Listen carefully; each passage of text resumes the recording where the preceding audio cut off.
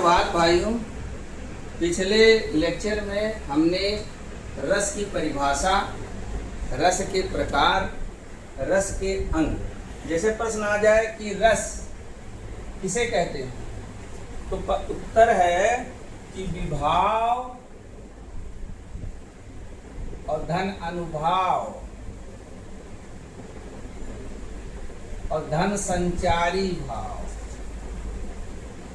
संचारी भाव, इसी संचारी भाव को व्यभिचारी विभाव कहते हैं। और धन अस्थाई भाव, अस्थाई भाव। पहला प्रश्न ये है कि रस किससे बनता है, तो विभाव, अनुभाव और संचारी भाव तथा अस्थाई भाव के योग से रस की निष्पत्ति होती है। दूसरा हमने बताया था कि रस भरत मुनि के नाट्य शास्त्र के अनुसार 8 और वर्तमान में रसों की संख्या 11 है।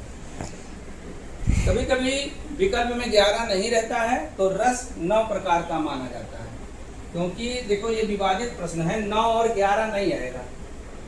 भरत मुनि ने अपने नाट्य शास्त्र वाली पुस्तक में केवल 8 प्रकार के रस की चर्चा की थी, लेकिन कुल मिलाकर अगर पूछेगा तो रसों की संख्या 4। और अंग के बारे में बता दिया था कि 4 अंग होते हैं, विभाव, अनुभाव, संचारी भाव, सबकी चर्चा हो गई थी। और हमने पिछले लेक्चर में बताया था कि हम आप लोगों को एक एक रस पर चर्चा करेंगे हम लोग। तो पहला रस है श्रृंगार रस।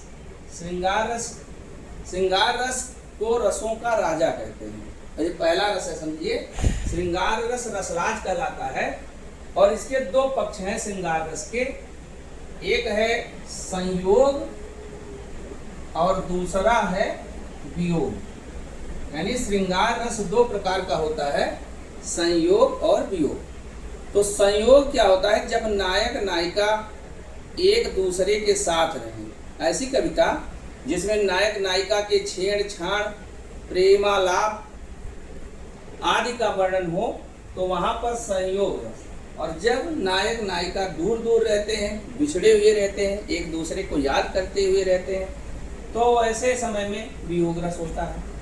अब जैसे पहला उदाहरण यहाँ हमने वैसे लिख दिया है कि पहला उदाहरण देखिए, संयोग रस। राम के रूप निहारत जानकी, कंकन के नभ की परछाई, और याते समय सुध भूल गई कर, एक रही पल टारत नाही। इसका अर्थ है कि सीता जी राम के रूप को निहार रही हैं और उनके छवि और परछाई को नग में देख रही हैं और सुध बुध भूल गई है। तो यहाँ राम और सीता के एक दूसरे के पास होने का बोध हो रहा है, आस पास है और प्रेम में आसक्त हैं सीता भगवान राम के, इस नाते यहाँ संयोग रस होगा।